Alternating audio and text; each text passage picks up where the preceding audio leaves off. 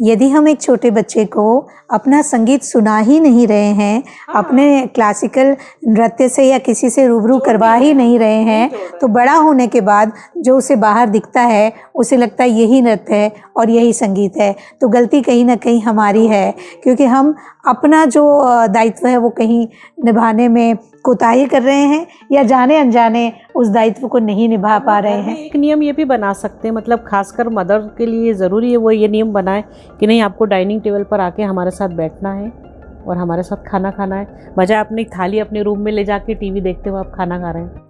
ये बड़ी काम की बात आपने निकाली है कि आजकल जब हम भोजन करते हैं तो हम भोजन ग्रहण नहीं करते, भोजन के साथ साथ हम या तो मोबाइल पे कुछ ग्रहण कर रहे होते हैं या टीवी चालू होता है या लैपटॉप पे कुछ मूवी चल रही होती है या कोई सीरियल चल रहा होता है।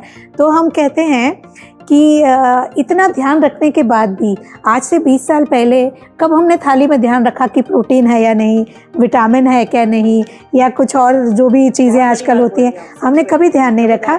लेकिन फिर भी कभी B12 की कमी पता नहीं चली, आयोडीन की कमी पता नहीं चली, आयरन कम हुआ ऐसा कभी नहीं हुआ, क्योंकि भोजन खुश होकर ग्रहण करते थे और वो भोजन शरीर में जाके हमारे शरीर को मजबूत बनाता था, शक्ति देता। पहले से बीमारियां कहाँ थी? पहले तो मैं कहती हूँ मेरे जो फूफा जी थे ना, वो बोलते थे बेटा हम तो शर्त लगाते थे कि कौन कितना रबड़ी के दोने खा सकता है, तो हम लोग खूब खाते थे। अब हम ये देखते हैं कि शक्कर नहीं हो, ज़्यादा चाय में शक्कर नहीं होनी चाहिए।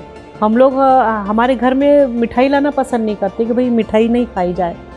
तो पहले तो हम लोग कितना खाते थे और बहुत अच्छे से उसको ग्रहण करते थे। और जैसा आपने कहा हम लोग घर के काम करते थे, है ना, और एक दूसरे के साथ बैठ कर बतियाते थे। जो छोटे से बरामदे होते थे घर में, आजकल मोहल्लों में अभी भी है जिसको ओटला बोला जाता है, ओटले पर बैठे जाते। आजकल हमको ये भी याद नहीं कि हमारे पड़ोस में कौन रहता है।